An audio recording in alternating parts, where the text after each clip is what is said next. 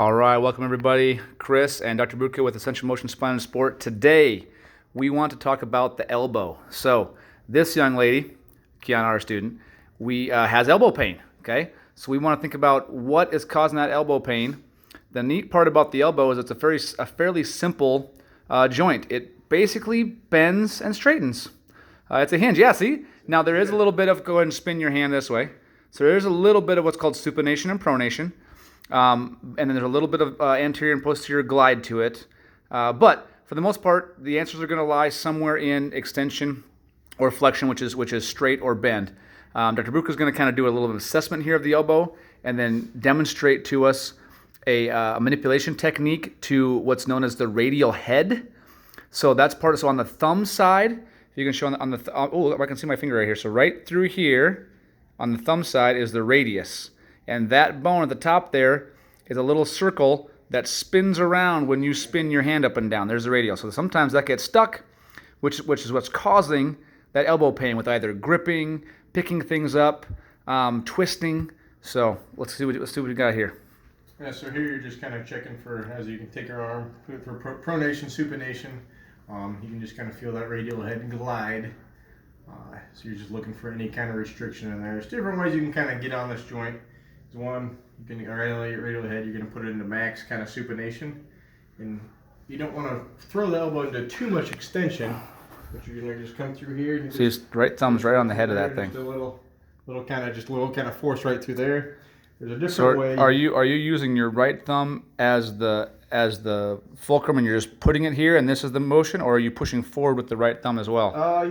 You're pushing forward. Yeah, it's more. I guess this is a fulcrum. You're kind of blocking there with the right hand. Okay, and then the motions from his left hand. See there how her hand goes back, and she's got pretty good motion, so you can see the difference there in the hyperextension of the elbow. You can even take one here where you put this thing in total kind of pronation, and just a little different way to get that radial head to kind of. Sometimes you can get a little cavitation, but if you don't have anything going on, you're probably going to get cavitating in the head. And you can also do some on the ulna here.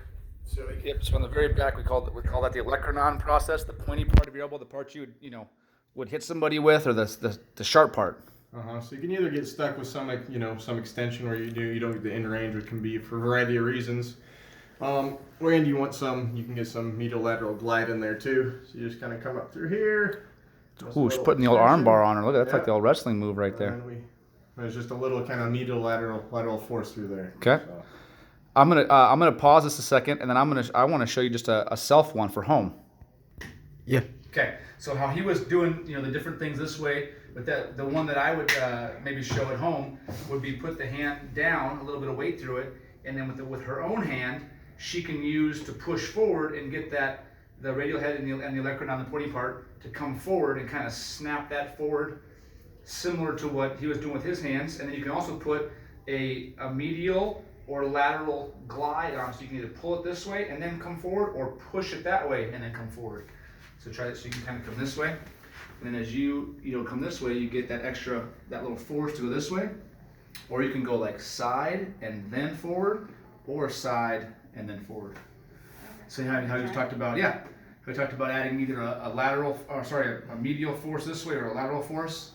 She could have maybe a little bit of a home program for that. Hey Siri, what are we talking? You put it on the back of your hand, didn't it? Yeah. Hit so that's how you do it if you didn't have a watch on. There you go, it's like that. So that's just a home mobilization technique that's similar to the manipulation, where you're just using your own hand to push forward, or you glide it and then go, or you glide it this way and then go. So we can help you figure out which ones you need. Thanks.